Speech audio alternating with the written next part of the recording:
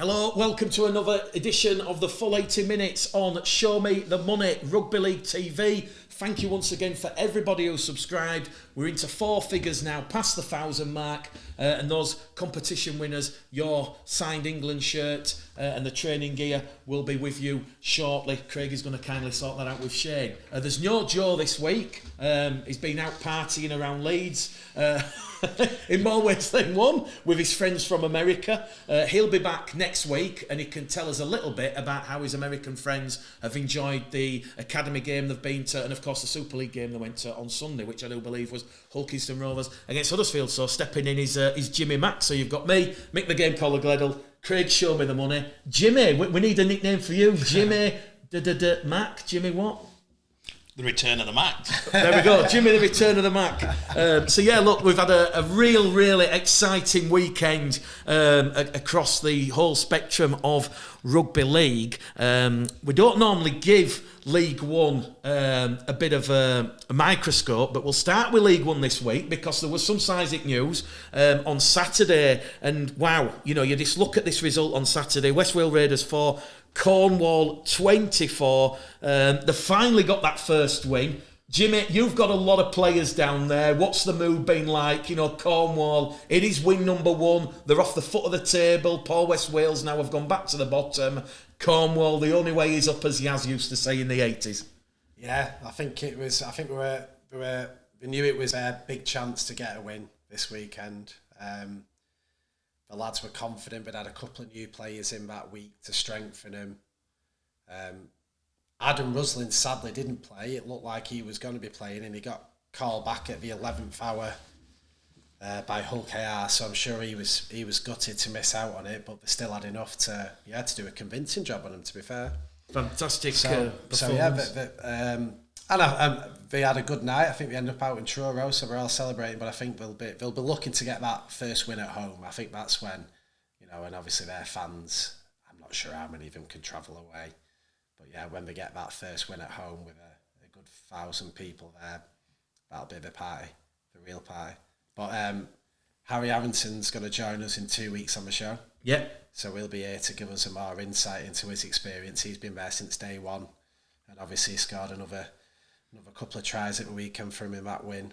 So yeah, he'll be able to give us a good first-hand experience of what it's been like from day one all the way through to the first win. Hunslet against Rochdale also played on Saturday, and what I'm looking at when I look at the table, obviously Keighley had a big win over Oldham yesterday. We could talk a little bit about that in a moment, but first of all, you've got those teams all playing each other. Your Swintons, your Oldhams, your Keighley's, your Hunslet against Rochdale, your North Wales Crusaders against Doncaster. Yeah. North Wales Crusaders, they've now lost the last three, but just a little bit on Hunslet versus Rochdale. Rochdale look like they've turned the corner. They had a couple of disappointing results. Now the fat's in the fire, because ultimately, and I don't think Andy Maisie and Matt Callender disagree with this, I think Keighley are going to go up automatically. So the challenge for your Doncasters, for your Swintons, for your Rochdales, for your Doncasters, for your Oldhams is going to be, you are at some point going to have to, North Wales Crusaders, you're going to have to play away from home, potentially in sudden death, life or death. And, whether or not this result for Rochdale gives Andy Maisie and Matt Callan the psychological advantage against any potential playoff meeting later on in the year. But, Hunslet only previous weekend that beat the North Wales Crusaders. Yeah. What I am seeing in that block of clubs, your Swintons, your Rochdales, your North Wales Crusaders, your Doncasters, your Oldhams, is anyone can beat each other. Very similar to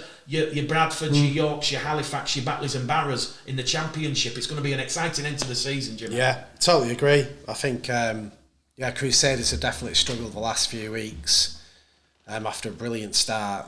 But I mean, they do a great job. They don't have anybody on salary at North Wales. They're all match terms. So they're almost like the Batley of that division, just having a consistent team for a couple of years now, and a good coach and togetherness. And obviously at some point, to sustain that throughout the whole season is very tricky. But a great start. They've had a couple of tough games. Hunslet fought back against Rochdale, but I spoke to someone who was at the game and they said it was always, Rochdale always had that one. Rangi was on form. You know, it's a big thing for Rochdale, isn't it? If Rangi turns up and he's on a good day, out the back passes, really entertaining the crowd, but they're a force to be reckoned with. I still think Swinton are the best of the rest. I think, you know, Keighley, big favourites to get that top spot on automatic, but yeah, I think Swinton are the ones that the others have to try and catch. We saw last year how important that home advantage is in the playoffs. Donny did it hard and nearly came up with it, but it was just one away game too many going up to Workington, and it just shows how important it is to get that second spot, get the home ties. I mean, Carlisle still rues the day that they drew that game last year at West Wales, and it cost them to finish higher up and get the home games. So yeah, we'll see. But yeah, lots to play for still in that. Yeah, there's still another spot, isn't it? You know, it's not just one goes up, so they've all got a chance. Oldham got battered. It wasn't for lack of trying, but Keighley were on it. I went to that game yesterday, and Keighley they were very impressive. And Oldham got off to a nightmare start and just couldn't do anything. When you look at Keighley, it's 2,500 there, Craig, at Cougar Park. You know, Keighley, they're spending the money, they're backing themselves, the 4 points clear, they're yet to taste defeat. I make a big bold prediction on the full 80 based on the players that they currently have, and they're still looking to strengthen, is McNeil and of course Reece Lovegrove. It's a scary prospect of where that Keighley team could actually be in the Championship, because if I look at Keighley now, are they better than a Workington? Yes. Are they better than a Dewsbury? Yes. Are they better than a London? Yes. They're probably on a par with a Whitehaven, a Widnes and a Newcastle, based on the calibre of quality of player that they've got and this sort of feel-good factor that Reece Lovegrove's generating down there. Not just Reece Lovegrove, Andrew Henderson and the rest of the board. You know, to get 2,500 people in for a game, you know, like that is fantastic. And, you know, again, I might be left to eat humble pie, but how I'm calling it, full steam ahead Keighley, they'll be in the Championship next year, and they will be ruffling feathers, as we know, Jimmy. They are going to throw serious money at that squad. It's going to be strengthened, and, you know, the message to your Halifax, your Bradfords, your Batleys and your Barrows is beware. The Cougars and Cougar Mania is back. Yeah. Agreed. There you go. Right, we're on the Championship quickly. Craig, we're going to put a point across now. The result of the Rugby League season. So I'm isolating everything. We're not bothered about Super League. We're not bothered about anything else. Women's game. Well, we are bothered, but we're just focusing on one result, which I think is the Rugby League result of the season today, and that is Featherstone Rovers 20, Batley Bulldogs 28. Craig Lingard, what he has done at Batley Bulldogs time and time again, a continuation of what John Keir did with Batley when they were in the top four and they were playing Leeds and Huddersfield and Catalans a few years ago. It's phenomenal. I got a little bit of jip for my comment.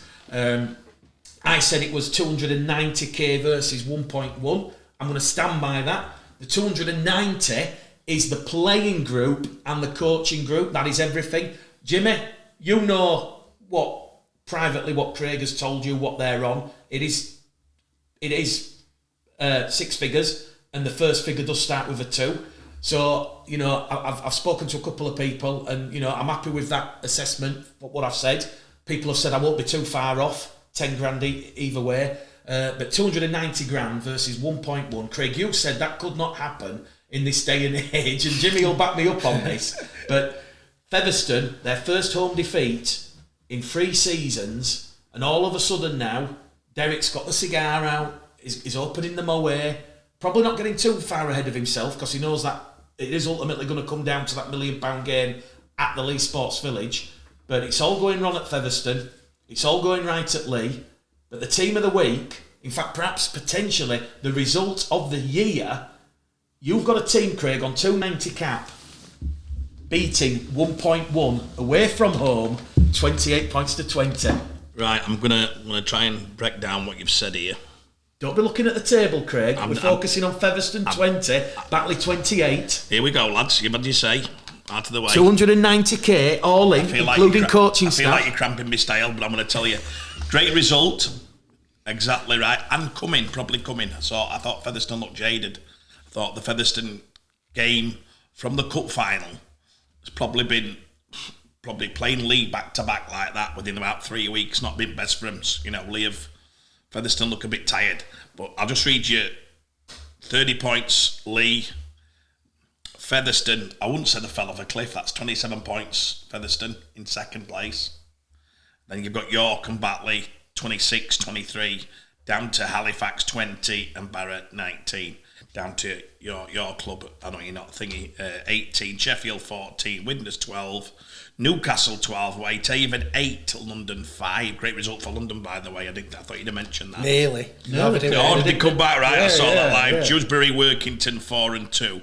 So there's 3 points in it at the top, Mick. I don't think that's disastrous at this stage. I think... No, Craig. I didn't finish. If you look at the top, you've got St Helens of 4 points ahead of Wigan. Huddersfield, another 3. That looks all close to me. Everyone's buzzing about how close and competitive it is. Well, there's only 4 points between York and Lee. So I get your result. But I'd rather be Featherstone at the moment. When I say that they'll always get beat on one-offs. I don't think Featherstone got this week right. The fixtures are Fed v Newcastle on Saturday. I don't think there'll be 3 or 4 points between it at the end.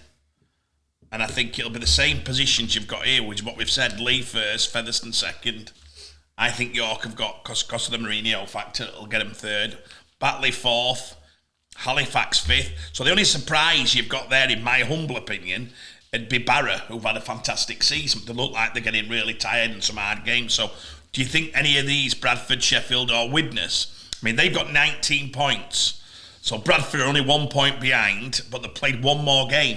They play tonight. They play Halifax tonight. Big there game. You go, big game. So looking at that, there's only Barra pre-season, and we know what they'd spent. So really, there's not shocks. Who's disappointed in the bottom 6? Bradford, you'd have put into the top 6.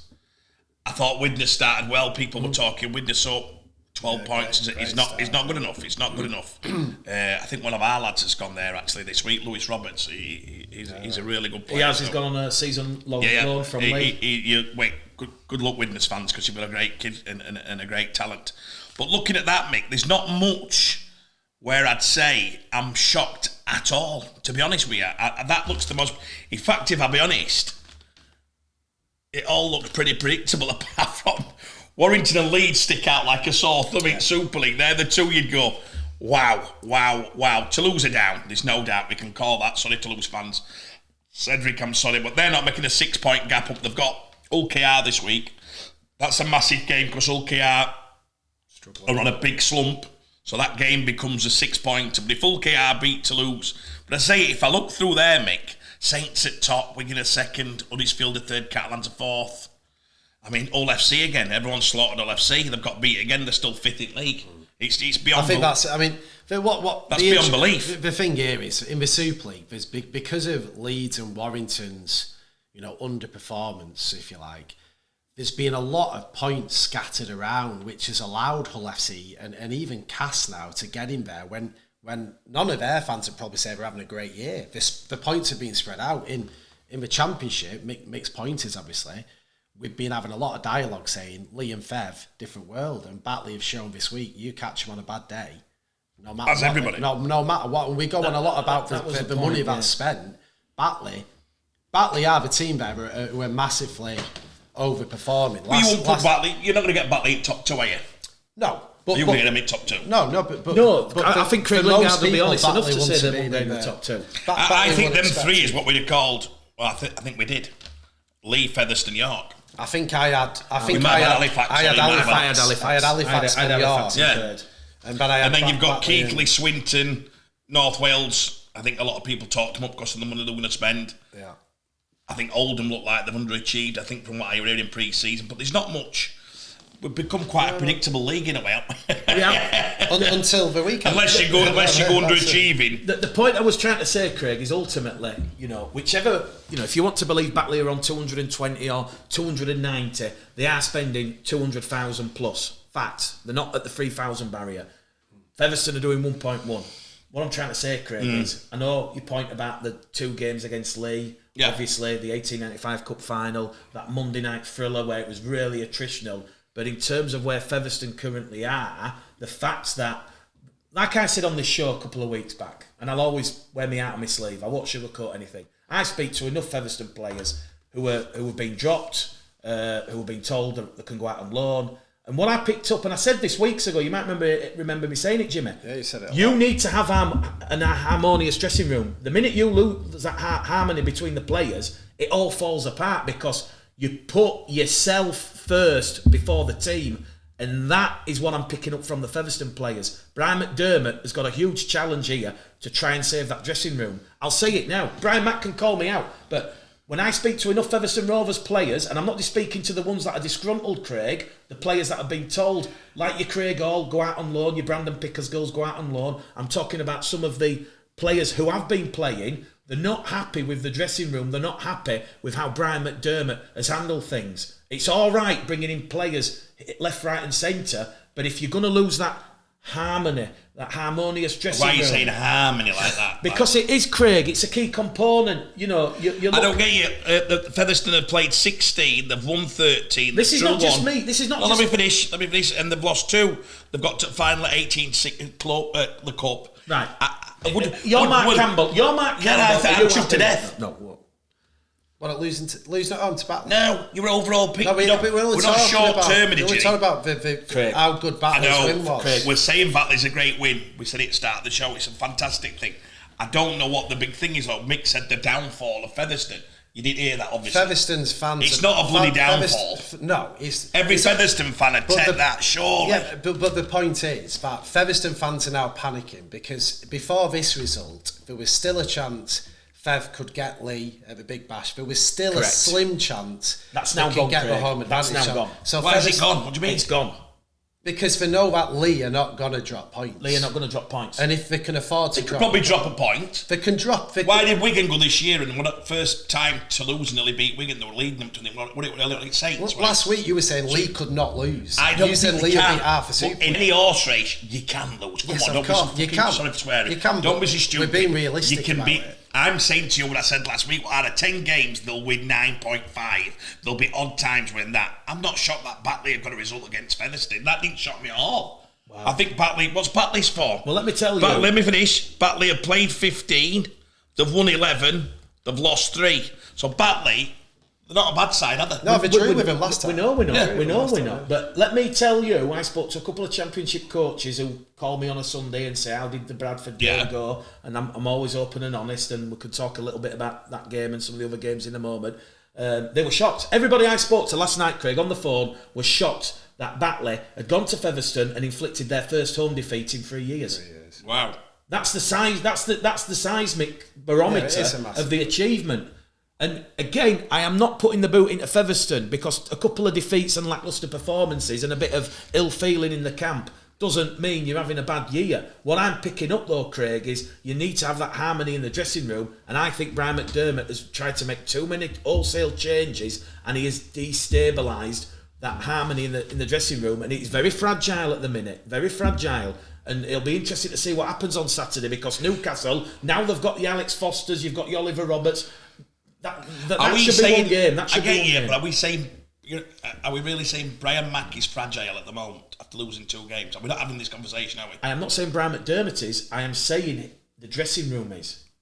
2 weeks. You must have more than me. Then well, 2 weeks ago when Lee had beaten Craig, I'll tell you. I was at the Featherstone Bradford game. As a broadcast journalist, I get there early. I speak to a number of players. I'm not talking ill. But I'm saying players who have been dropped and they talk shit. Well, we said it the other day about OKR. You went, there's a lot of players coming out of camp. It's never a player who's playing who says it. It's usually a player who's been dropped. But that's got to. You might say Brandon Pickersgill because he's been dropped. It'll be one of your things where you say, I'm not saying it's Brandon, but it'll be somebody who's not in the camp who's then. It was more than one, Craig. Yeah, anybody playing. And tell the truth. Any of them players playing regular who's complained to you, just tell the truth. They played at the start of the year. They're now no longer playing. Right, exactly. End of. Brian McDermott's told them, off you go. Yeah, so what? Because he's trying to compete with Lee. I naturally know players. If a player's not playing, I've had 4 texts this morning. The players were not playing, put the boot in. It's a natural thing that they do. If they're playing, the coach is great. If they're not, they say, you know what? They start picking faults with him.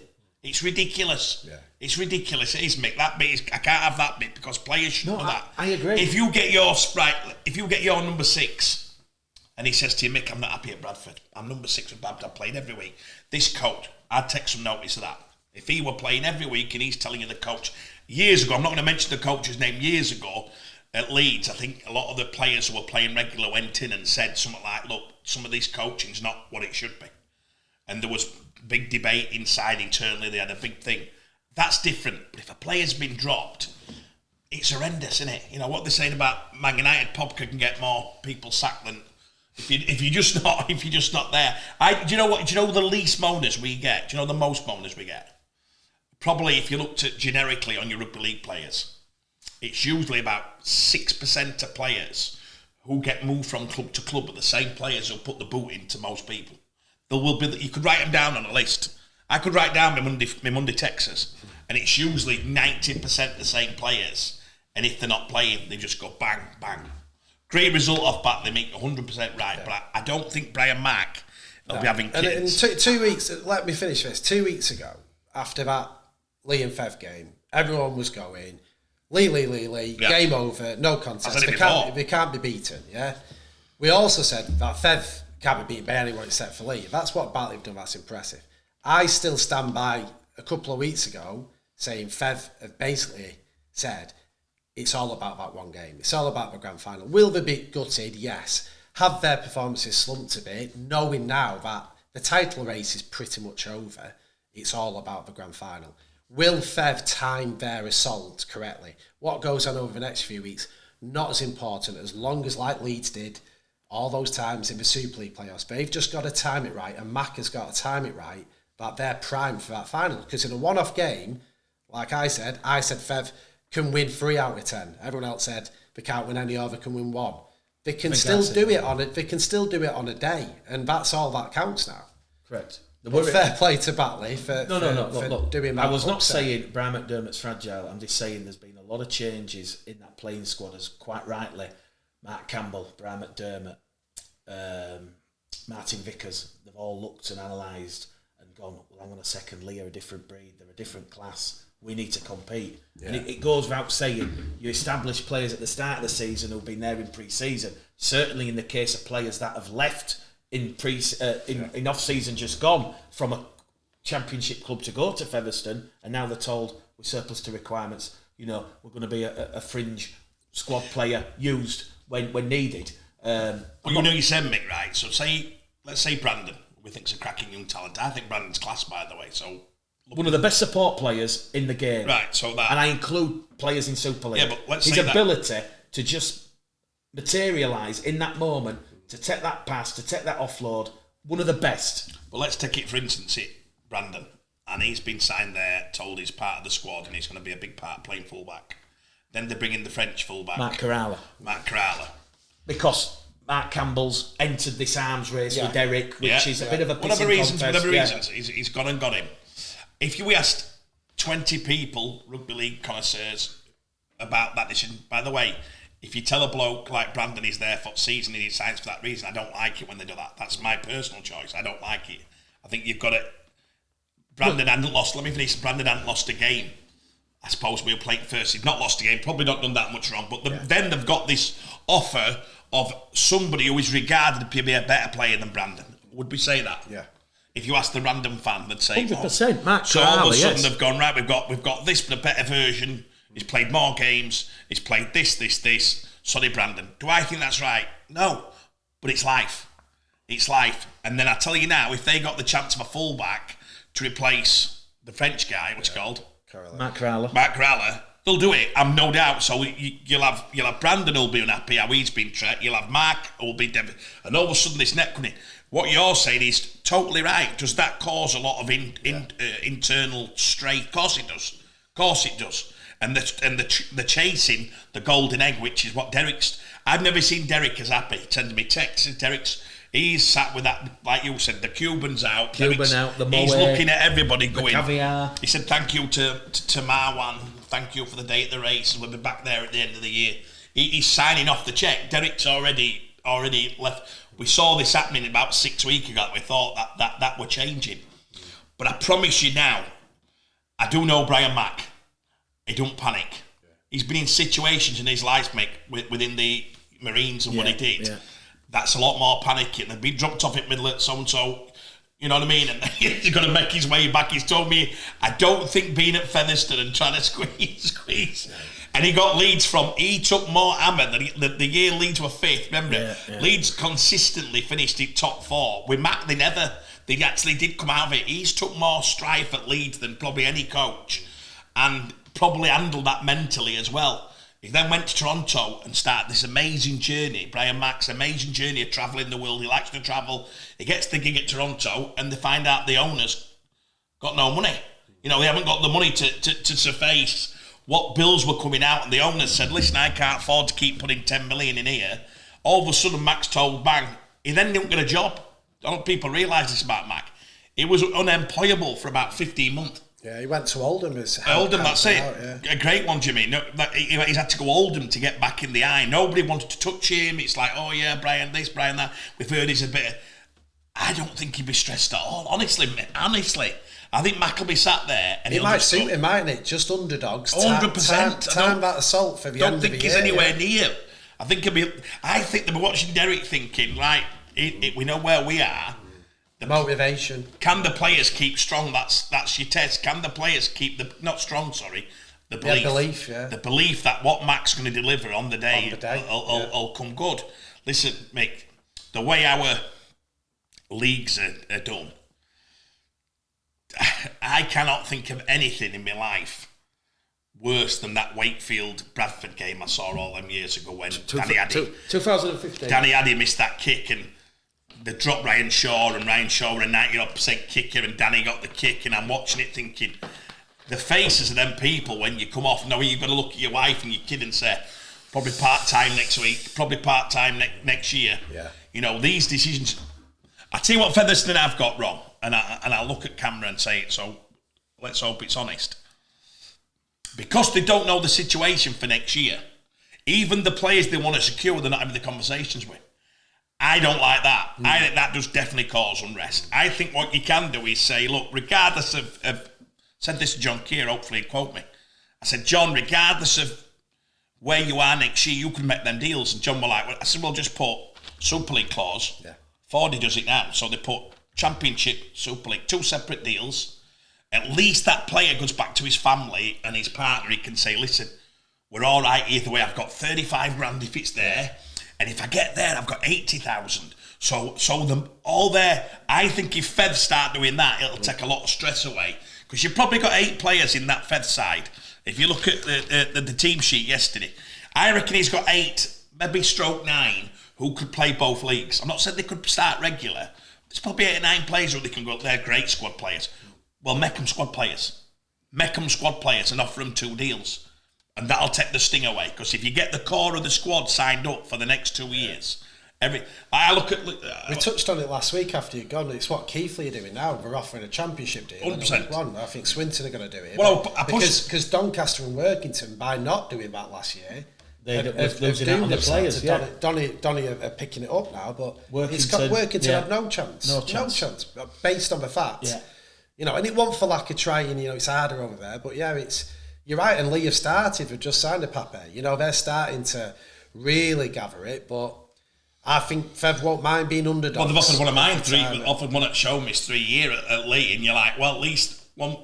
I'm not saying it can happen and whatever. That's the kid's choice and the thing, but at least they're making it a thing to say 3-year deals, which is fantastic round the club. So my tip to Fev is, and by the way, take it as you want it to be, get round that table with your likes of, Matty Wildy. I know it's one of ours. I'm going to speak of ours. Morgan Smith. These lads at the moment are probably wanting to stay loyal to Fed, but they don't know what they're going to do. They don't know whether they're going to end up with a part-time wage or whether they end up with a full.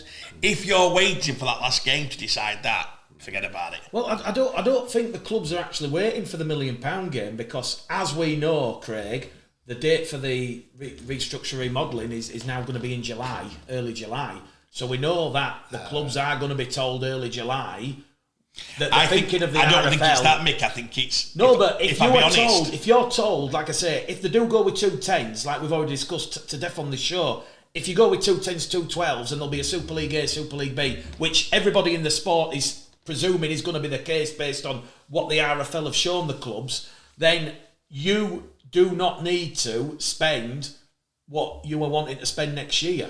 Because if you're already established, like a Featherstone at 1.1, what do Featherstone realistically need to throw at that next year? Because you need to be in that top 8, top 7 to be guaranteed a Super League place. I don't think it's that, Mick. I think it's because maybe if you look at Lee and you thought how many Lee players could play in Super League now for next year, we've probably got 8 squad players at Featherstone, might play first team, might play squad. Let's say 8.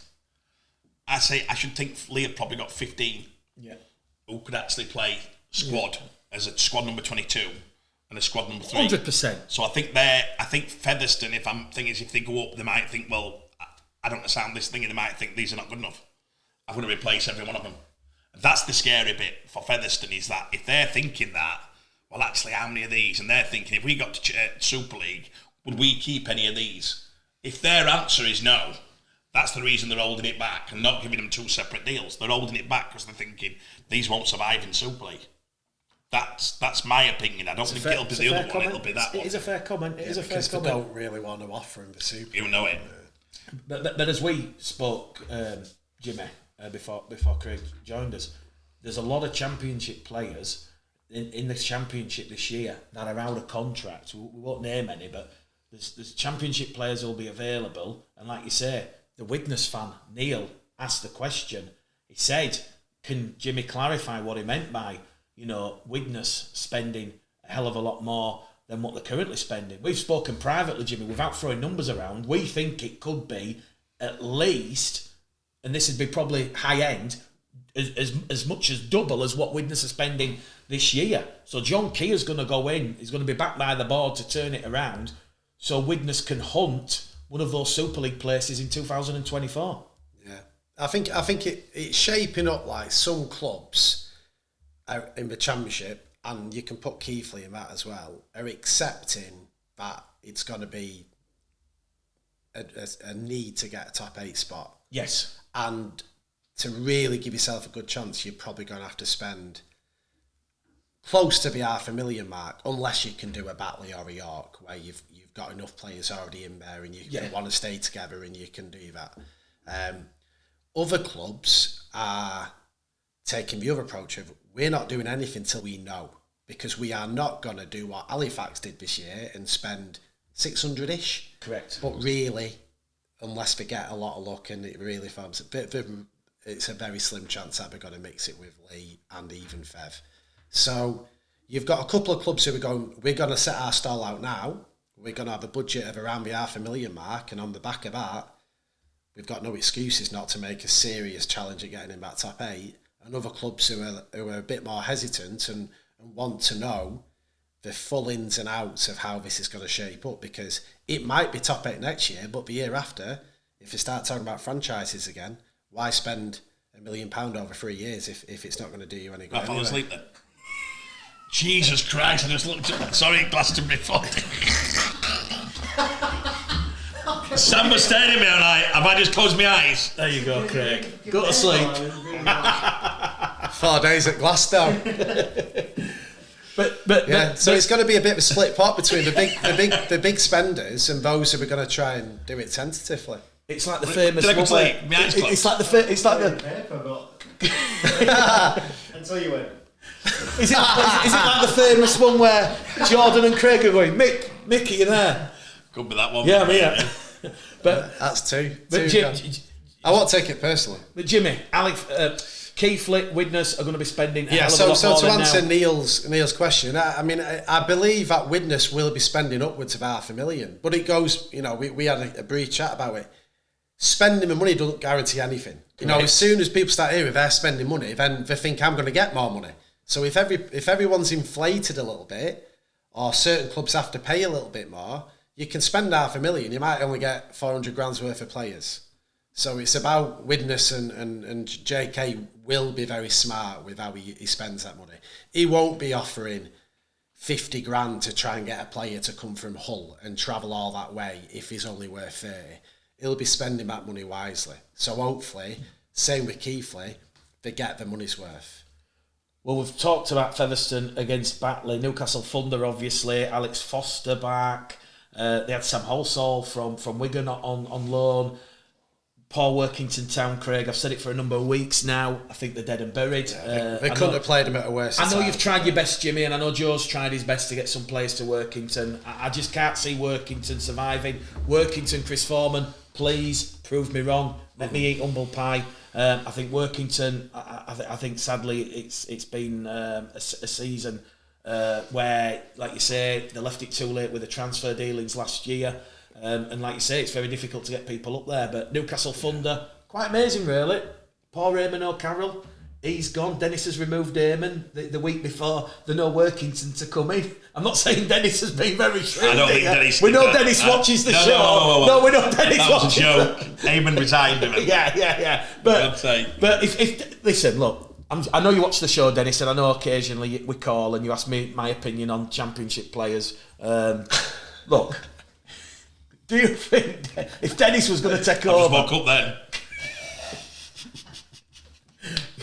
If Dennis is going to take over any game, it's looked at fixture list. Oh, Workington at home. Dennis is now cream at crop. I went on Newcastle's Facebook page and there's people already saying, give it to Dennis. Give it to Dennis. I know Dennis and Eamon are friends, and Eamon's going to get a job as a Super League assistant coach, and I wish Eamon all the very best when that comes out. So look, he'll be tested this week. He's got Featherstone away, so let's give Eamon a bit of respect. Yeah, we love them, but give Eamon a bit of respect. Yeah. And I might be wrong, but I think on paper that's probably Newcastle's strongest side we've put out this season. Correct. Is that about right? Yeah. So it was also up and working. But listen, Jimmy. What are you laughing about? I think they say, well, that's not a coincidence. As though they just pulled about 8 players and just got to say you're injured for 1 more week. No, but listen, look, I don't want to be causing any Dennis will have you. No, but what I'm saying is, all of a sudden, the Wigan players that weren't available, Sam Halsall, they're all coming. I knew when it was going. Look, we're having a bit of fun. Newcastle fans, look, I speak to Eamon. He's going to do a fantastic job at his club. Look, late charge. I mean, we talked about that table not shaping up. Newcastle were, expected to be about top 5 because of the money they're spending. Absolutely, yes. So are they going to make a late play? 100%. Can they? I don't think so, because they'd have to make 7 points. It's a lot of points. Yeah, to 7 make. to Barra, and they'd have to make 7 to Barra without them winning anything. Then you've got Bradford. I think it'll be a tough. No, it will be tough, but I'm saying surely they're going to finally have a better half. And Newcastle, just like Bradford, we were talking about this with Bradford having and Halifax having to play each other 2 more times. Lee and Fev 2 more times. Newcastle have to play York 2 more times.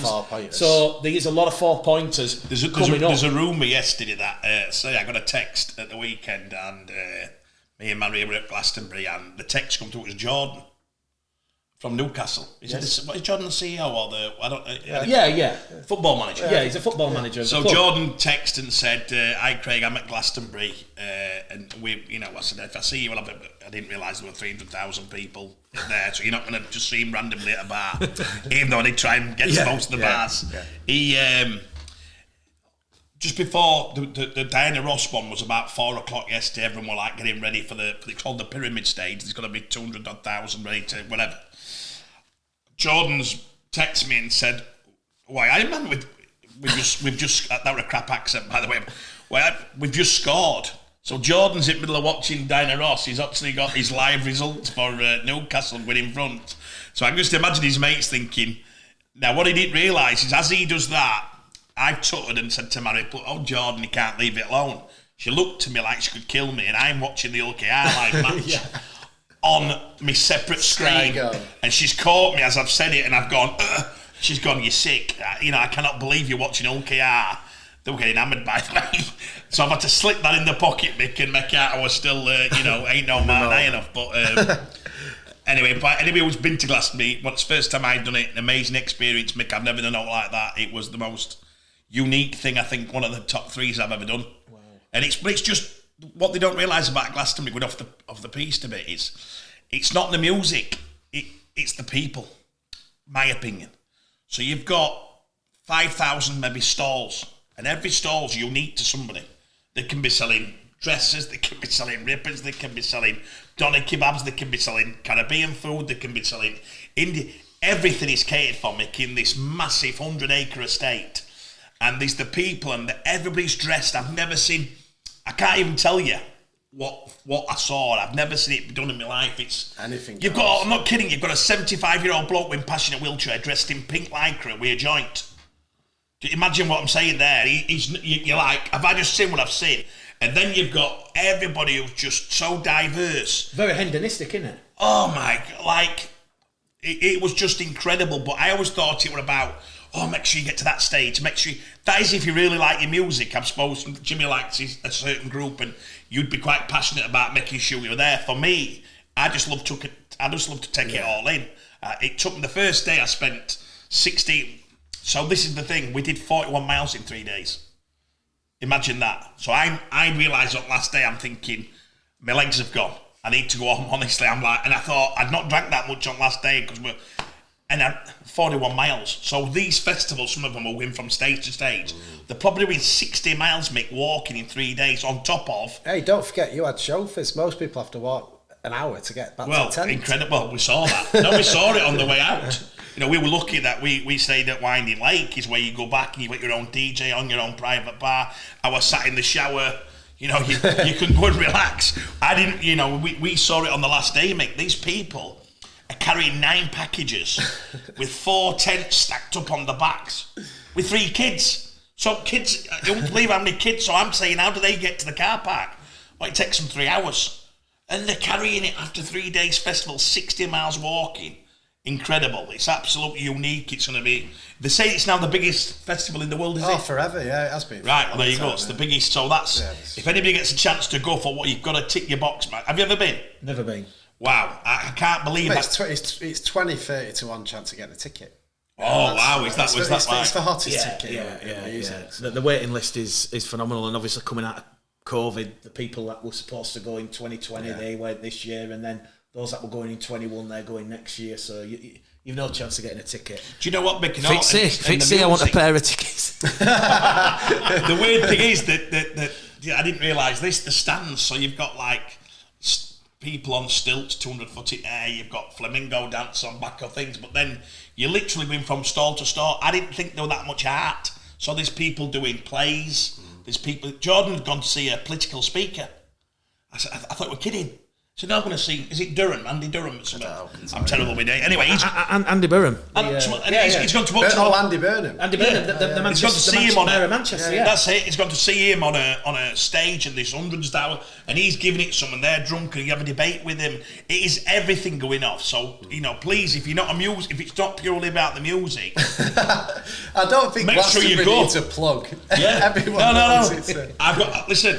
He's just said he's never been. I didn't realise till yesterday when I'm talking about it, 50 of my mates have never been. So it is a bit that, and I'm saying, what is the reason? You've probably just said it. It's because they can't get the tickets. Yeah, tickets. And you're a grand in. You know, I've got mates. I've sadly never been able to go because you have to take a week off work, really. But you're a grand in before you started. It's big bucks, you know, the type. But they're not bothered, are they? They want rich people. It's fair highlight of the year. Oh my God, I'm going to say that's definitely doing money. That they were just. Oh no, you'd rather have that than 2 weeks holidays. They were filling the new thing they were doing. Were filling the drinks with the old. Well, it's the only festival you're allowed to take your own vodka and whatever were in it, and they make it as they've kept the old ethos of looking after the people. Yes, they could charge. I think it's close to 300 quid for the ticket now, but they could charge £1,000 and it'd still be as in demand. But they try and keep it very reasonably priced, and you're allowed to take your own booze. In every other festival, you can have it in campsite, but they search you when you go in and you have to sneak it in. But Glastonbury still kept its original. Well, we saw the owner sing. He got up on stage 12, and I think he must be said Michael. He's called Michael, whatever, and he gets Michael E. Was that what it is? And he came up and sang a country song. And he said, "Thank you. Sorry about COVID." He came on and did his own little turn, and the crowd were going mad. So yeah, there you go, mate. That's where I fell asleep on the old. Well, look, we were talking about Newcastle, and like you say, Dennis has clearly called in a couple of favours in his first game as interim head coach. Well, he's going to do it till the end of the year. Whether or not Dennis wants the pressures and burdens of being a director and a head coach remains to be seen. Workington, we think's down. Sheffield, again, they've got that game in hand with Batley. Yeah. They were just put to the sword by Lee on Friday night. I didn't go to the game, but I've seen the highlights. Lee, of course, come to Wadsall on Sunday. That'll be a huge test for Mark Dunning and the Bradford Bulls. York, I want to give huge wrap up to Fordy. No, I know. First time they've gone to Whitehaven and got a win in over 30 years. It was 30 points to 0 at half time. I'm on local radio reading out those results, and I'm basically going, wow, what is going on? A very strong York team and a weak Whitehaven team, but had a lot of players call back away, so I think it was set up perfectly for York to put them to the sword. Can I just give a plug here? So this is back to what I did yesterday, and I got home, and then my phone was going at. Look at the time. I'm going to show you this privately. Yeah. Okay. Yeah. Yeah. My phone was going non-stop. Yeah. Mourinho. Yeah. Talking about the game. Yeah. At 20-2. Yeah. And then I could have killed him. If they're about his coach being absolute, not full shilling, and besotted, he put 320, something, I told you, bump, or somebody's put there, but he's put bump, bang, and I've looked and I've gone, he cannot be texting me that at 20-2 on a Monday morning. Can I just say, without time's big fella shut up? Can I just say something, and I'll keep this privately between me and Craig, what I've just seen there from Fordy is echoing what I said earlier on in the show. That's private, you can't say that. Well, I'm not going to tell him. I'm not going to divulge. But what I'm saying is, Craig, this may or may not be a shock to you. When I'm speaking to Championship coaches, don't you say it, and then they're going to know what to put. No, I'm just openly saying. I think people can read in between the lines. I know he's doing it. But I'm not getting anyone in trouble. I'm telling you. Sunday night, it's called doing the rounds. The coaches call me, they message me, what went on in Bradford game, what happened here, what do you think of this? And they've all privately said, well, not privately because it's out in the open, but they were all shocked by that Batley result. I'm going to throw one in here, just starting off here, is the result of the day for me. I'm going to challenge you. You've gone Batley, but I'm going to go, the result was Salford. John Bastian was at the game, and you very rarely get a lot of plug off John. He's quite an hard taskmaster on his opinions. And he said, Craig, I have just watched my best rugby I've seen in this league in the last 2 years. He said, Paul Rowley's got these playing. The brand of, he said, the halfback, Brody, and Mark Sneed, he gave him massive raps. Ryan Brearley, he said, were absolutely outstanding. And he said, mate, they are just playing absolute, no excuses on on Wakefield. He said, honestly, nothing. There was no, he said, they would have beat 9.9% of teams playing like that. And he said, he thinks they're going to have a right run up the table. It's been coming all year, hasn't it? They've had some really close defeats to some top teams, and they've put on some great rugby. I think it's... certainly you kind of thought... What's the highest score against Wakefield? Is it in 20 years or Salford's highest score? Ever. Wow. Their record win. So that'd be what I've saw of John, how his voice were raised, and he couldn't believe it. And Salford, I'm going to break in a predicament after what he said. We've got Hull KR on 14 points, yeah? We've got Salford on 12, Warrington 12, Leeds 11. Yeah. We've also got Tigers on 16, Hull FC on 16. Yeah, so they're 4 points a I think Salford... are back in that top six. Yes, and I'll stick by it. Wow. Let's be brutally honest. Looking at the Super League table, St Helens, Wigan, Catalans and Huddersfield, they're your top four in any order. St Helens more than likely to finish top. You've got that. So effectively, well, there's 6 points between them and the fifth. Yeah, and like we're saying with League One, ultimately it is going to be a Swinton, a North Wales, a Rochdale, a Doncaster, a Hunslet, or an Oldham. For the Championship, to join Lee and Fev, it'll be a York, a Batley, a Halifax, a Barrow, or a Bradford. To join the top four of St Helens, Wigan, Huddersfield, and Catalans, it's going to be Hull FC, Castleford, Hull Kingston Rovers, Salford, potentially Warrington, if they can turn the corner. Do we agree? I think the only big name team, and no disrespect to Rowan, I think he's got far too much on his plate. The discipline issues, we can talk about James Bentley again, and Tetevano, and the car crash in that second half against St Helens in a bit. But ultimately, it'll be Hull KR, Salford, Warrington. Do you know what? This is a great start. I'm pleased that I brought this paper in today. You brought it in, I brought it in. All right, it's not a shot. I went to Sainsbury's before show. Right. £2. Look at this. Look at this for a great start here. Are you ready? Goal difference for and against here is St Helens plus 234. Wigan 134 plus. Huddersfield 113 plus. Catalans 137 plus. Hull FC 21. Castleford minus 16. So that's again, it gets better. All Kingston Rovers, I haven't seen this stat, so all Kingston Rovers at 4-281. That's pretty low scoring. The difference 14. Salford, minus 50. Minus 55. Minus 30. Yeah. Warrington Wolves, minus 80. That's an unbelievable stat, isn't it? Unbelievable. Leeds Rhinos, and Wakefield, minus 183. Yeah. And Toulouse, minus 213. Yeah. It's incredible. So Toulouse have conceded the most points on 449. Correct. And the most points scored is St. Helens. Is Wigan Warriors are the top scorers. Yeah, 4-3-4. 4-3-4. So a bit of thing. A couple of big wins. Yeah, but you're looking there at Salford. What's interesting there, Salford 4-3-6-5 mix. So they concede a lot of tries. They concede a lot, but they're scoring a bit. They go for it, don't they? There's been a lot of entertaining it sums up that what people didn't expect this year was for such a gulf between the top four, and no one expected Warrington and Leeds to be there and Huddersfield to be there. But for this table to shape up where there's such a gap between fourth and fifth and the rest is just scary. I mean, are you seeing this stat? So Salford have scored 365 points. Leeds have scored 261. So Salford have scored 100 let me get this right. Leeds are averaging 2 minutes, let me get this right. Points a game. We've got Salford have scored nearly 100 points.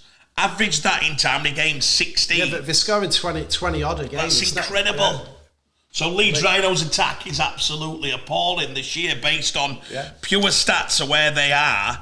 The biggest stat you can read into that is the most disappointing team for scoring the points in Super League based on where they are in the league is Leeds Rhinos. And they're 58 points short of Warrington. Warrington and Leeds have been massively disappointing. That's the big thing. And on the back of it, it's allowed the team like Huddersfield to really capitalise.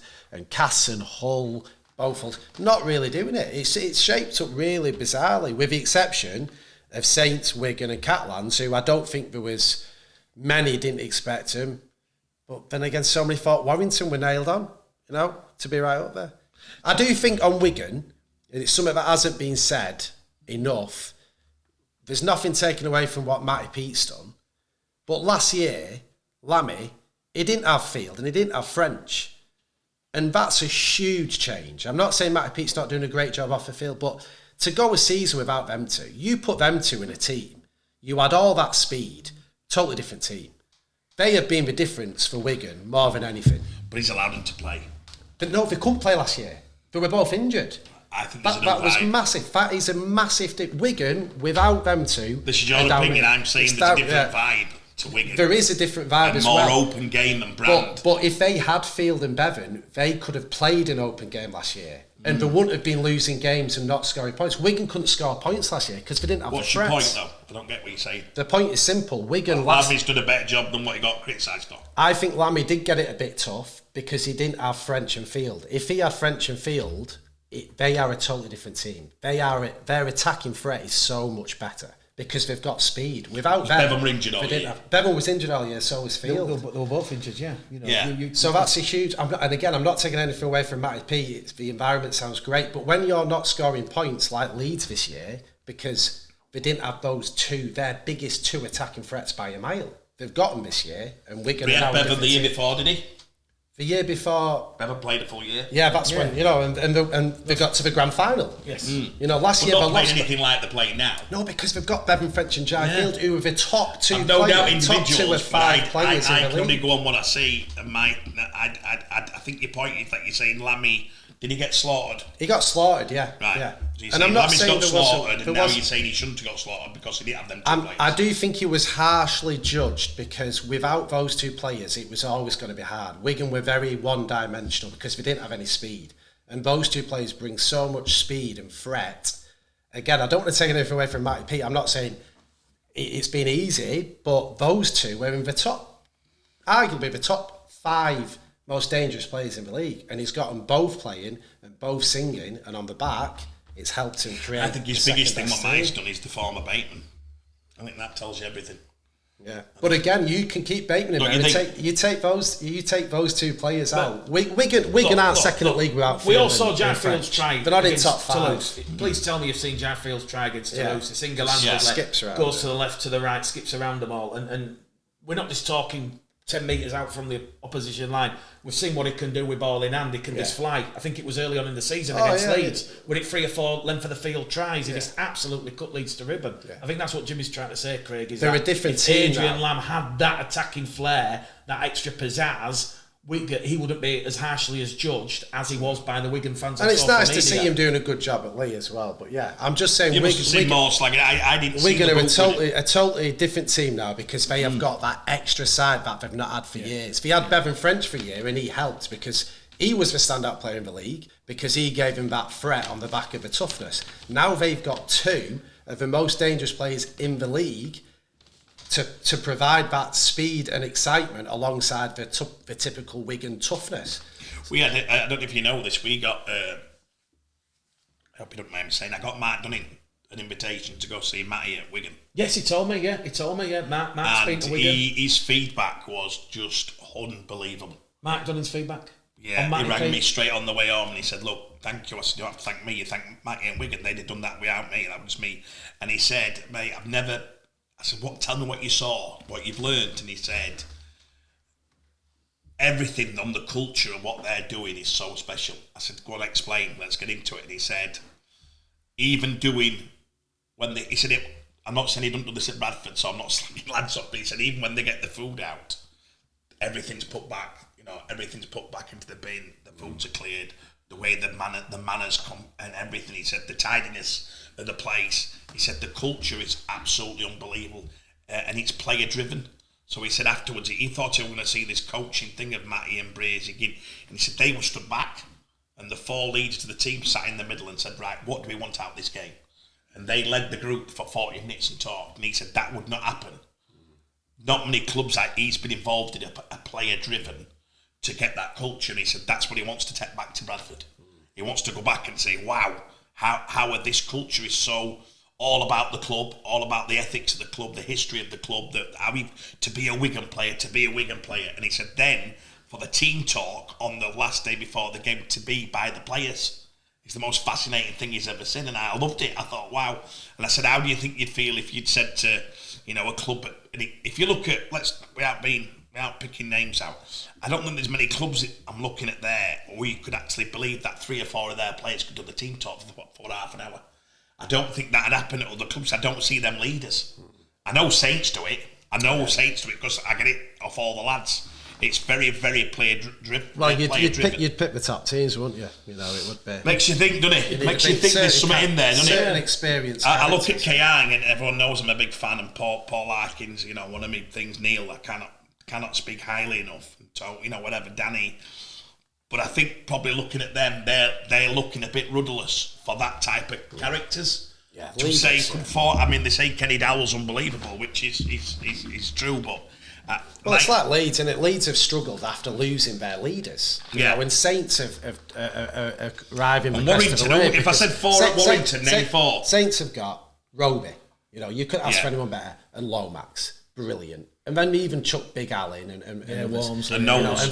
And when they go, that's when Saints are going to have the period like Leeds had. And at the moment, well, no, what Dodsey said is thing is, they've got the culture. Wellesby are already in the group. They're on the verge of the group. So and maybe that's what Leeds got wrong. They never really got the next ones behind them. But name 4 at Leeds. I'll test you about. Your George Delaney's. Name your 4 at Leeds. He was brilliant, by the way, yesterday. He was. Name your 4. At Leeds, name 4 leaders at Leeds. Well, my opinion is Leeds don't have them, and that's why they've been struggling since we lost them. I'm really, really struggling, Craig, because... so we can't name 4 leaders at Leeds? Would you say Richie Myler is a leader, based on his experience? What are you laughing at? I don't think he is. Blake Costin? I think he's a sport player.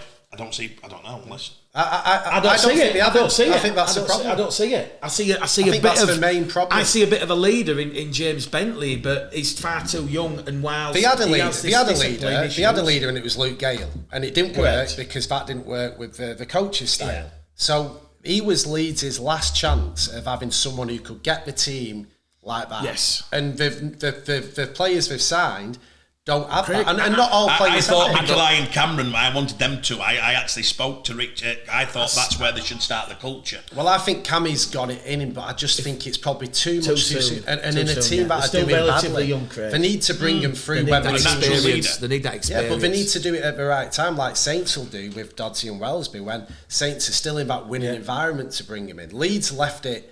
Danny kept him going for a couple of more years after JP, Keighley and Kev had gone. But then after Danny, it was like, we've literally got nobody. Let's get Keighley in. He can take it over. And then that didn't work. Well, they didn't. There were a 2-year gap there. What about that's Warrington? They struggled, and then they got him in to What about Warrington? 4 leaders? I'll go again. For me, none, and that's a problem. Yeah, I'm same, Craig. Wow.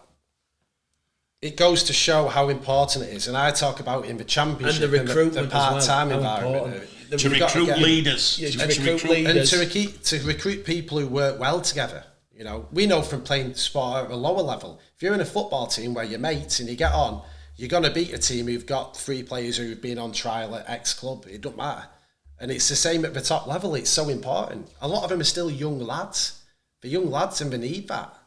I think and that's where if you don't have the leader, it's an interesting point. The coach has to be something special. And maybe at Huddersfield, if you've got a coach who's there, you can create a slightly different approach. But if you're at a club where you don't have a real big character in charge to take on that father role, the Sean Wayne role, where all the lads almost use him as that character, you need the experienced heads. And it doesn't matter if you're the best player on the field, if you can provide it off the pitch. Would you say that your Bradford Bulls legendary side that won 3 or 4 grand finals were full of leaders?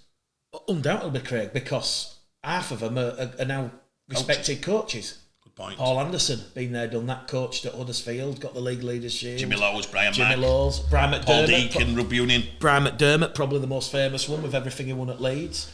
Paul Deacon in Rugby Union, Mike Forshaw, Rugby Union. Throw Jamie Langley in now. Yeah, Jamie Langley, Rugby Union at Sale. Good point that, mate. The list is endless. And you imagine the Paul brothers talked a lot of sense as well. And Henry and Robbie when they were there. And I know Robbie, who I hope he don't mind me saying this, he was a little bit of a tearaway when he was a little bit younger. But, you know, even your Lee Radford's there, Craig. Yeah, it's true. Even your Lee Radford's there. Probably 10 coaches. Your Andy Lynch's, you know, that team. Incredible stuff. That team, you know, it had that leadership group and they set the standards and led by example. I hope Mark Dunning don't mind me saying this, but yesterday while we were waiting for the press conference, Mark doesn't do a John Keir. John was watching the games on the touchline towards the end of his reign at Bradford. Mark now sits in the stand behind the post, and he noticed, even though the door was locked, that he'd left 3 water bottles out on the seating, and rather than have the poor cleaning lady go up and clear it up, he actually asked for a key, and he went out and cleared the water bottles up. And I wonder if that's from the Wigan thing, what we just said. Yeah, I'm going to actually message Mark after the show. That's amazing. There's only 4 members of media at that game, and you know, Mark says, look, give me a couple of minutes. I'm like, all right, and I'm like watching, and he's like, I've left my water bottles out there, but they shut the door, locked it, and he had to go find the key. And then obviously he's clearing up after himself, and that's what I liked about, maybe that is something that Mark Dunning has picked up. I still firmly believe Mark Dunning will get the head coach's role. I know some of the candidates, Craig, who were in. I've told Jimmy privately, one of them, and Jimmy thinks that's a very big decision for Nigel Wood and Jason Hurst, the CEO, to make. We know we get a lot of comments all the time. We're now at D-Day, effectively, because this afternoon, they're interviewing, tomorrow they're interviewing. I believe the last one's on Wednesday, and then they're going to go away for the weekend and reflect. So Mark's certainly going to be in charge for Lee. The next game afterwards, the Friday night game at Newcastle, that could be Mark Dunning's first game officially in charge. And look, Craig, Mark Dunning, 5 from 7. Bradford, I mean, I'm gutted for Dewsbury at the weekend to after such a good first hour, half hour to lose. But I am chuffed for Mark because I thought, what an awfully timed game during the interview process to be playing a team second from bottom, fighting for the lives. You're expected to win comfortably. So had he not won comfortably, that could have worked against him. By winning comfortably, at least it's not done him any damage. So I'm as much as I didn't like seeing Dewsbury get hammered to that extent, I'm glad that it could only help his case to get what he deserves. Do you know what, mate? You're looking at this again, and I'm pleased I brought this in. You see, I'm looking at you, and you're like really pissed off. It's like Mick likes this to grab off me, and I'm in. It's like I'm in charge now. It's like weird. But look at this. What do you mean you've brought it in? I was at Sainsbury's this morning. Yeah, but I think you and Jimmy are looking, thinking he knows all stats. He's looking at we this know here. Because we Jimmy, That's Tigers. Jimmy, this is a quick one. Is my Guardian and Times over there somewhere? I took them over there. They're £2. Are you ready? Let me say this. You're taking my piss. Look at this is an overview of what we're on about here. Cast Tigers, Catalans. What's the crowd, guys? Cass, we got a good crowd in 6.5. 6.5. Hull Kingston Rovers. 6.5. Huddersfield. I don't know. 6.5 Well, to you can 7. guess. You don't Right. I'll say 6.5 to control 7. freak thinks 6.5 to 7. Hull KR against Huddersfield. Huddersfield don't take many, do they? 6.5 I'll go to 7-2. 6.5 to 7. 7,050. Well, there you go. Salford, Wakefield. Ooh, God, 4,300. 3-7. 4,047. Good at St this. Helens and Leeds Rhinos. 11. That one Sky on Thursday. 11. Ooh, With next to no away Sky support. Thursday. Leeds not taking many. 11. 9,800. 11,628. M. Gledall. 2-2 guys. 3-1. Warrington Hull.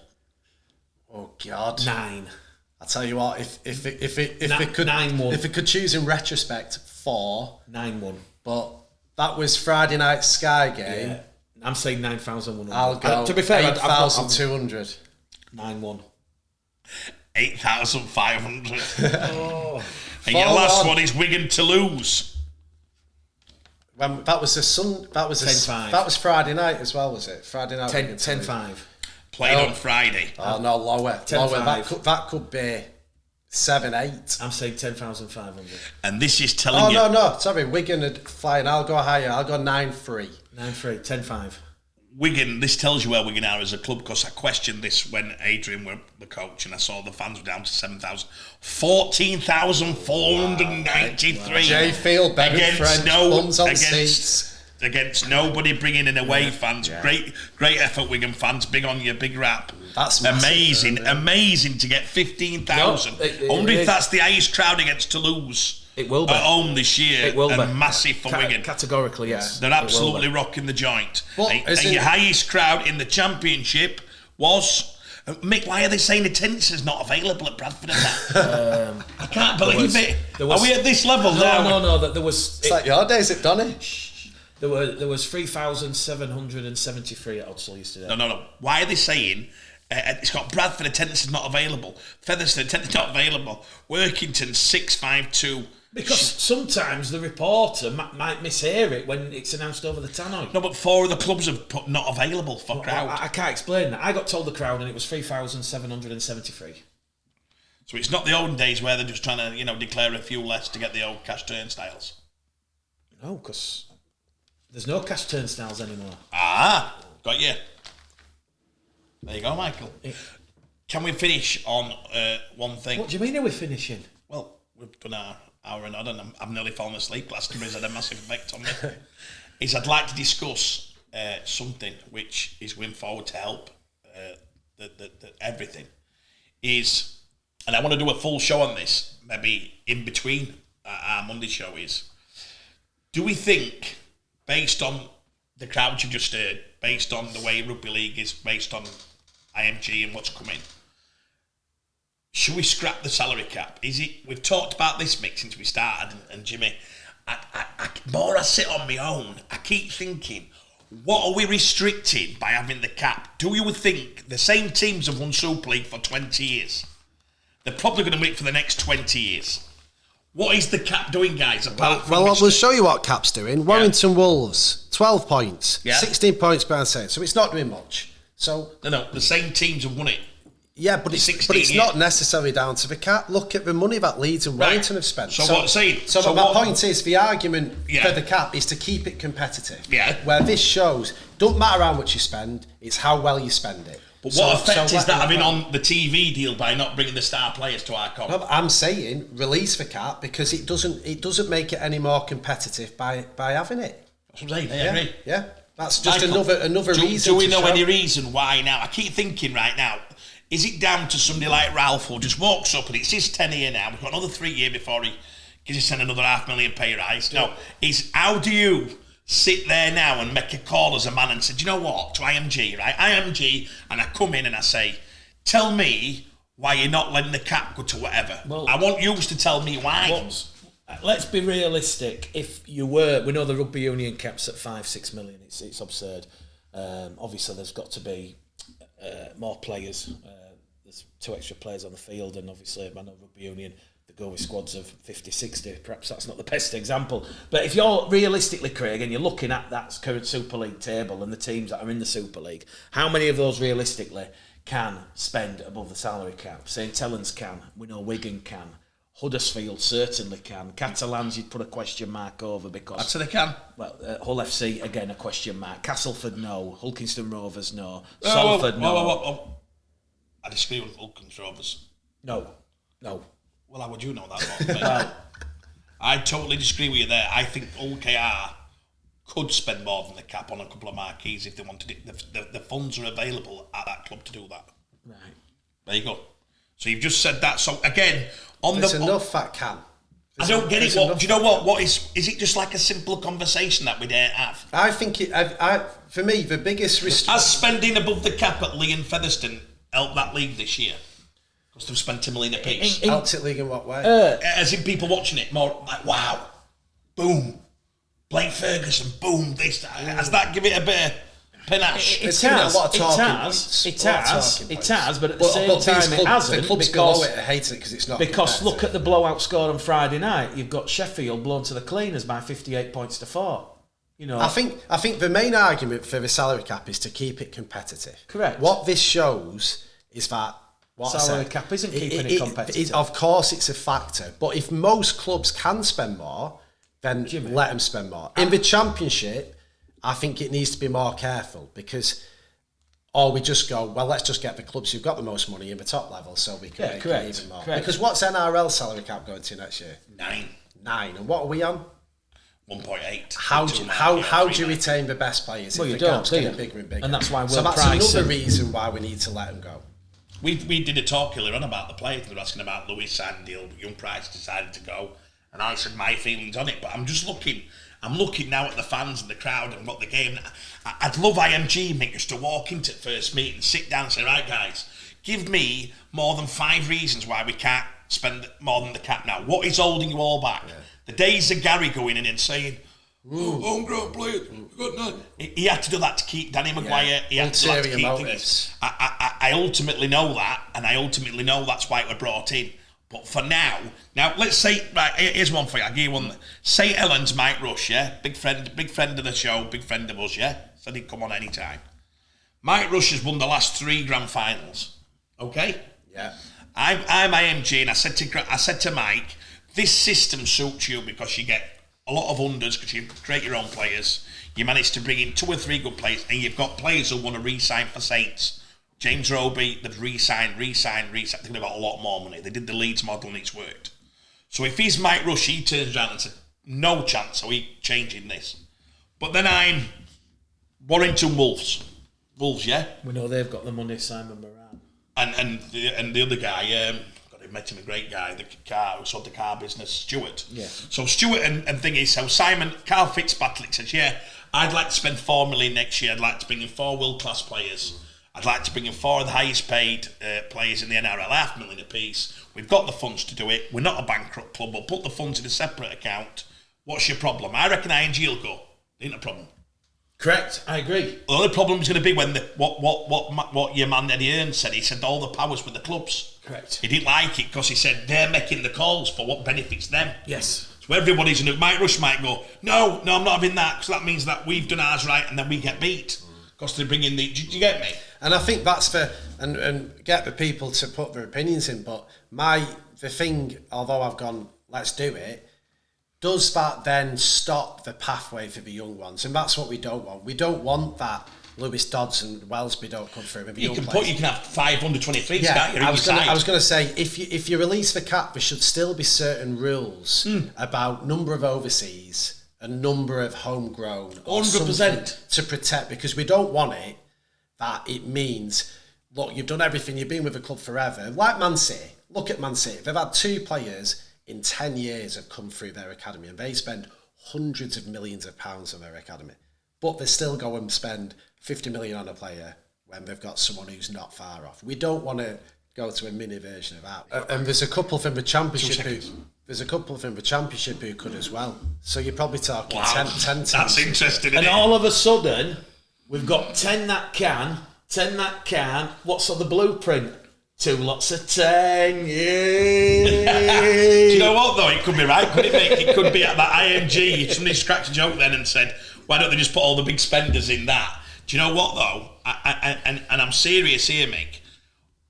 I sat and thought, what is holding it back? Why are MG having it bought? Somebody walks in and says, right, so what's the problem? So what is the problem?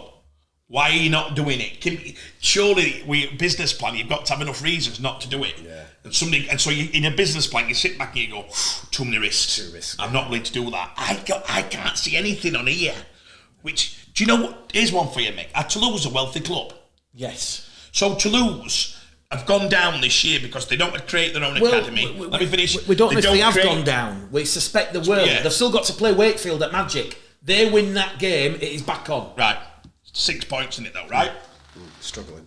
Let me finish. So they've got an owner or a city. Somebody said that the city own it, so the mayor and all the money. Yes, Cedric Garcia is how it works at Toulouse. I spoke to Cedric about it. Is they've got between 20 and 30.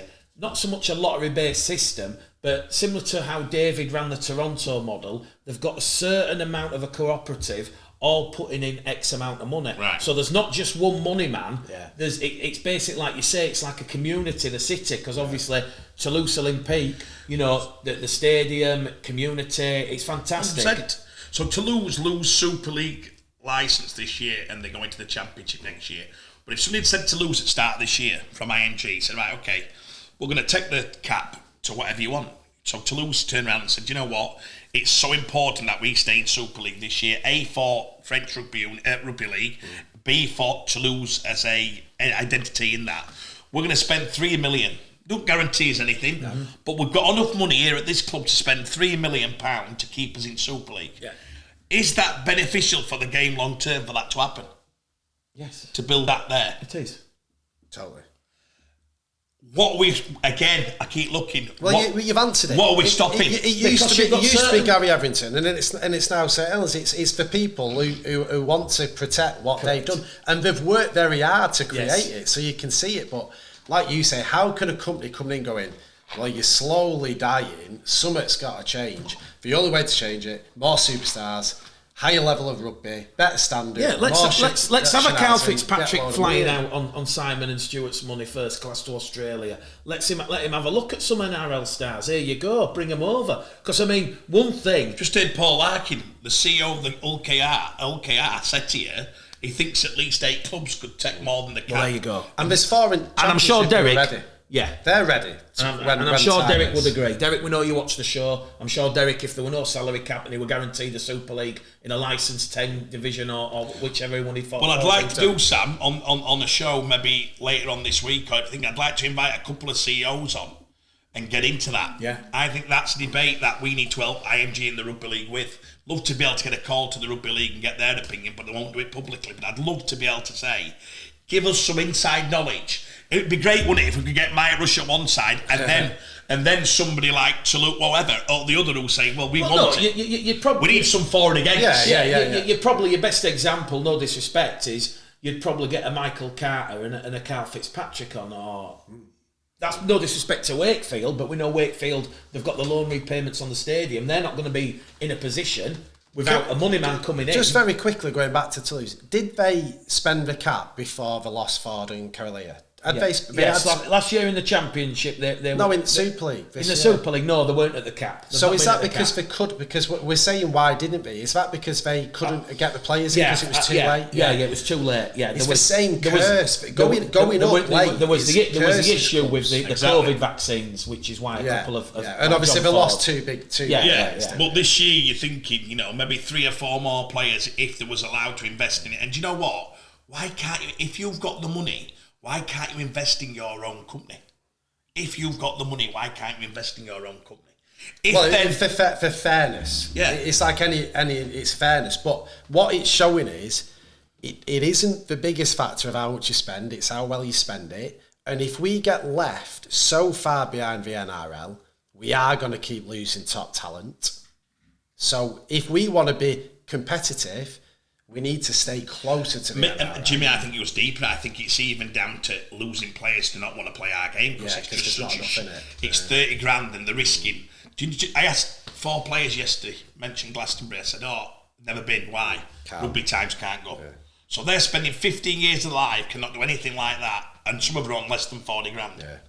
Would you sacrifice your holidays, your festivals, your weekends, for everything for less than 40 grand? And a lot of times to be physically absolutely busted most weekends. So you're on painkillers sat there. So I think to raise the average wage, we need to put the cap up. Yeah. To get, honestly, that's what I worry about. Yeah, that's a great point. Players will pack in. They'll just say, you know what, are you mad? Are you absolutely? And I tell you what, they'll do an all summer retire earlier because they'll start thinking, I'm not putting my body through this for what's on. It's just crazy. Yeah. So I don't see if we could get a proper debate, and I'd love to do it in front of a live audience, but if we could, I want to see somebody convince me, a very learned guy like a Mike Rush, like a Gary Etherington, what would happen? Because it certainly won't change who's won it different. Because the same St Helens, Leeds and Wigan are only 3 clubs who've won it in how long? Bradford, 20 years? 25 years. 20. He's mad in it. 20 and Warrington are the ones who have been historically spending the cash and they still can't do it. Yeah, so it shows it's not the be all and everything. And you've only ever had, outside of Bradford, Wigan, Leeds and St Helens, you've had Hull FC appear in a final, Catalans. Warrington in a couple, Salford and Catalans. Yeah. So you've only had 8 and they're teams. Always big underdogs. Yeah, you've only ever had 8 teams at Old Trafford in 26 years. It is Did you say Huddersfield? Huddersfield have never been there. Been to the final. Never been there. Just Challenge Cup. And there's only 4 that have won it. Bradford, Leeds, Wigan. So again, I don't see... Bradford. Maybe we're missing something. We might be Jimmy, missing something. Please, some learning some it'd be good to hear some... And it might be absurd to say Bradford, but Bradford's last appearance was in 2005. They've not been back since 2005. If we bring... If Leeds Rhinos next year have done negotiations... and they brought in Ponga and Munster, do we sell more TV views based on 2 of the greatest players in the world at the moment coming over here? Yeah. Yes, you would do. Do we get more fans? You would. I think we get more sponsorship on shirts. You would start to grow, yeah. Because we're selling them Look, I remember Wigan... Well, and the only negative then is to say it's not fair them playing against Wakefield who were playing off a 1.3 cap. That's just not fair. Well, that's the big argument. But it's like, we've got to move on. We've got to move on, and some clubs can do that. If it's time that some clubs can't keep up with it, do we keep treading water? That's what I do. If you're getting 4,000 at home, if you're getting 4,000 fans at home, and then you're bringing in Cameron Munster, Ponka, and throw me another Origin player in, just for thing, David Fafita, and they're coming to play for Leeds against Wakey. Does Wakey's 4,000 fans increase? Only by a couple of hundred. They're hardcore there. So we're talking more for the TV deals, the panache. For your bigger clubs, Your big sponsorship, wanted Carl Fitzpatrick trying to keep an Hoover, a big because PLC. Ultimately, who are the 2 players you'd pay to watch in this league, unless you're a connoisseur and you want to watch Lomax do the business? Jai Field, Bevan French. 2 most entertaining players in Super League. And look, we're going to do Jake well. Connor in that. Jake Connor on his day, but you're guaranteed from Field and French to see exciting, attacking rugby league, brilliant, entertaining rugby. And would they be top 100 players in NRL? Top 100, maybe 200, top 50. Yeah, I think we'd be in top 100. Yeah. If you talk but I mean, that's they'd probably say no. But you're top, just about. They'd probably say not a chance. They'd be in top, yeah. Bevan got moved away because he wasn't getting a regular game, so did Jai. Yeah, physical, yeah. They both got moved out for not getting regular games. Well, I mean, that's just scary because if we're talking their two standouts and I reckon they're 150 to 200. You might be right, yeah. So you would think about what you could see over if you see that. Yeah. Imagine if every club, if Paul Larkin said 8 of the clubs of the 12 could take it. Imagine each club having 2 of them, 2 Jai Fields. And Bevan French, but a better version. Yeah. No offence to them. Yeah. Probably a better version. But the only way we get them is if we start doing this for 10 years, because the top players are going to go, we're not ready to retire yet. We're not coming. So they're not going to come until it becomes way better standard. So money talks, Jimbo. It's true. I disagree. If somebody said to you, listen, $500,000 it cost accommodation, I'll fly. I think you'd be thinking, listen. My body wouldn't take it the same hammer as that. I think I'll be over like a shot. But then you go back to the old, do you end up getting the ones who were just coming for a payday? Josh Reynolds. Terrible on Josh. Right, all good. Thank you very much for joining us on the full 80 minutes on Show Me The Money Rugby League TV. Please subscribe on YouTube. We'll be back next week. We haven't done a competition for a couple of weeks, so we'll sort out a competition prize next week, maybe a couple of tickets to a game of your choice. Thank you, Craig. Thank you, Jimmy. Yeah, and Cornwall fans, Harry Harrinson's joining us 2 weeks. 2 weeks, 2 weeks. And all fans who are interested to hear a bit more about what's going on down there. We're finally going to get to hear firsthand about the magic that's happening down there in Cornwall. Congratulations them on the win over West Wales. Just a quick run through the fixtures tonight. Barrow against Halifax. That could go either way at Craven Park. Huge game. Huge game. That if Halifax get the job done there, Barrow all of a sudden Bradford breathing down the necks. Castleford against Huddersfield on Friday night. On Saturday, Catalan St Helens, a rematch of the grand final. Also on Saturday night, it's Toulouse against Wilkinson Rovers. That'll be a very, very interesting game because it's in Toulouse and that could be the game that kick-starts the survival. Must win it's Wakefield against Wigan and Warrington Salford on Sunday in the Championship. Featherstone against Newcastle on Saturday. Sunday, it's the big one, Bradford against Leigh. I can't wait to call that one because Bradford, they're on the ascent. Leigh, they're at the ascent, they're at the summit. Can Mark Dunning... That used to be the big one. Is it still the big one? Is what still the big one? Bradford Leigh? It's a big game in the Championship calendar. Dewsbury host Halifax, London Sheffield. That's been played at Ebbsfleet. So a new Rugby League ground being ticked off there. Workington Widnes and York against Barrow. You're going to York. Yeah, I'm going to go to the York Barrow, yeah. Jimmy, you should be coming to watch Bradford Leigh. No, I'm only joking. And then Keighley against West Wales. That will be interesting to see how that one goes. No, it won't. I think there might be more points scored there than at Headingley in the England-New Zealand Test match. Sorry, West Wales Raiders. Wow. It's Midland Hurricanes against Rochdale. North Wales against... That's a big game. Yeah. North Wales against London Scholars, and then Swinton. Obviously, they had the week off this week. Swinton played London Scholars. They played London Scholars. It was Midland Hurricanes that had the week off this week, so they've fresh legs for Rochdale, and it's Swinton against Doncaster. Doncaster hit in form. They are hitting form. Swinton also hit form, so that'll be a good test, I think, to see if Swinton are clearly the best of the rest, and how good Donny actually are becoming. Because Donny are gathering speed. I agree, Jimmy. Interesting.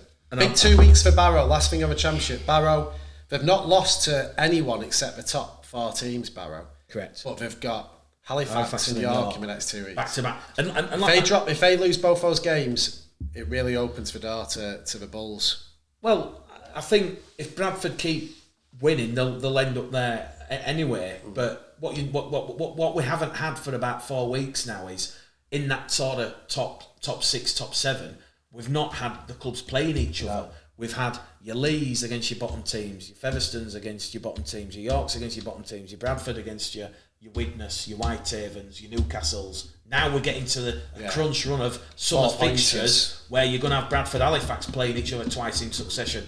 York playing Batley, York playing Barrow, Halifax playing Featherstone again. So listen. Yeah. a big 6 weeks in the Championship. definitely, It'll make or break where those clubs finish in their positions. Well, we enjoy our rugby league as always. Keep it #positive rugby league. Craig's got to ring Gary G up. The big G. He's got to ring Paul back. Paul Lakin. I see he's got some messages from Fordy. I'm rollicking here, but I get going, Paul. Yeah, Yeah. right. Over and out. See you next week.